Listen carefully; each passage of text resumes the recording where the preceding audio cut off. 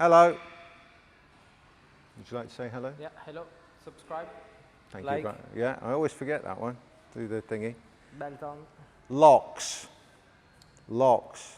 So many people get so confused with locks and what's this, that, and the other.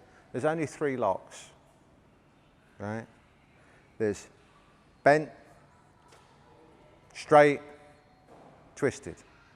Bent, straight, twisted. There's only 3 locks. There's a million ways of doing it. There's only 3. Just like I've told you before, there's only 1 strangle, isn't there? A million ways of doing it, there's only 1 strangle. It upsets the jiu-jitsu lot when I say, I know the strangle, I know the choke, and I know the 3 locks. They go, oh, I know 20 wrist locks. Right? There's only 3 locks. Now, locks. Right. It's very difficult to put a lock on a conscious man. Remember that? But let's analyse how easy it is to understand what locks are and which lock works where. All right? Let's look at the elbow. If you just bend your arm, bro, and that's it, just bend your arm a couple of times like that. Yeah. So you can take any joint like that, look. Say, oh, that's how it works, that joint. So if it bends well that way, and you put it straight, please, bro, does that mean it doesn't bend well the other way? Yes. Now I know how to attack that joint.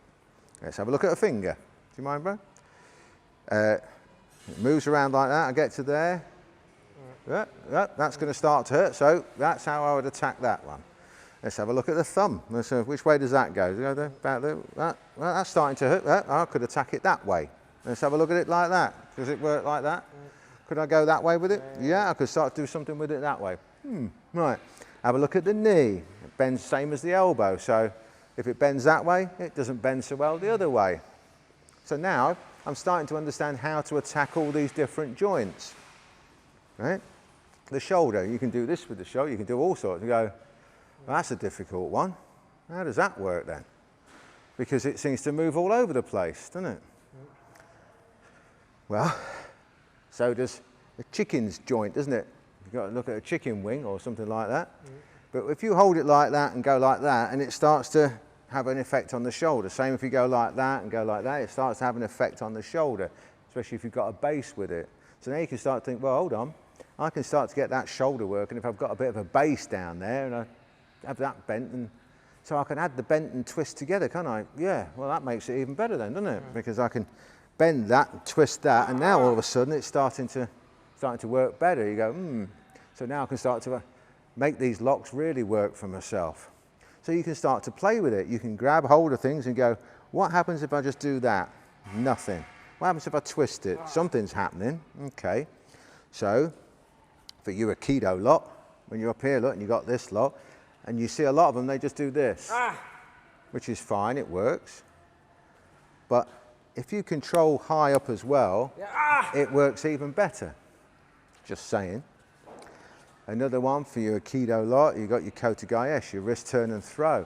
I see a lot of you doing it up here like this, and you're pressing on here, and you're doing this, and you're getting both thumbs up here, and people are saying, oh, use this point up here. Some of these supposed pressure point experts, not this one, right? We've heard them, haven't we?